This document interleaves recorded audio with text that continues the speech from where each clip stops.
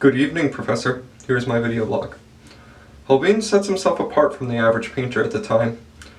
He openly uses this anamorphic art style to make a statement on the church. In the painting, The Ambassadors, you really get to see his view of the Reformation at the time. He shows us in clever ways how the world actually is going between the broken string on the lute and the crucifix that's half obscured in the corner of the room. His skill might seem to be the only thing that's anamorphic in the room because of its size and nature, but I believe the entire room itself is anamorphic and everything in the room is just a tad bit off from the norm. Holbein does this masterfully, and it really does help us get a view at those trying times.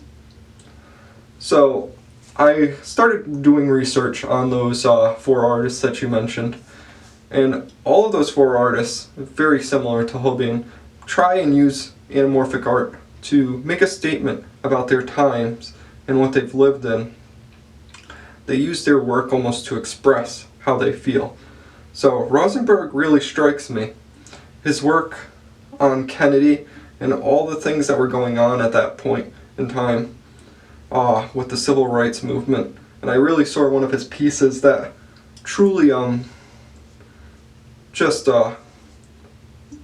makes you think, kind of. It was really interesting experience.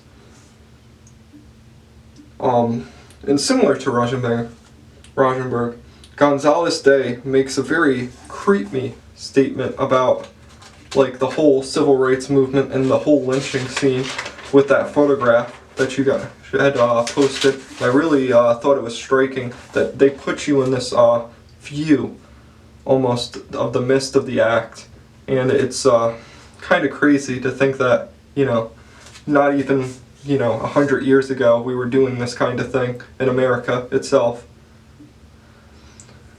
So, not only that, but I looked up Jenny Holzer as well, and she uses a lot of words and type to express like feelings and turmoil in America right now. And I thought that her gun violence statements were really interesting, and it shows me, like, in a time that we are right now, it gives me a view on the world, and it's really interesting, the social commentary that she uses. I'm really drawn to her work a lot. So, again, all of these artists use this anamorphic art style to kind of express and want you to see the turmoils of everyday life and the lives that they live, even now, today, with the gun violence and stuff.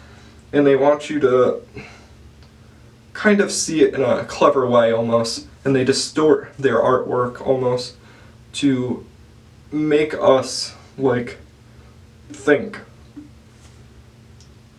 Whether it be, the church, America, JFK, or gun violence, all of these people really want you to experience something. They want you to feel what other people have felt.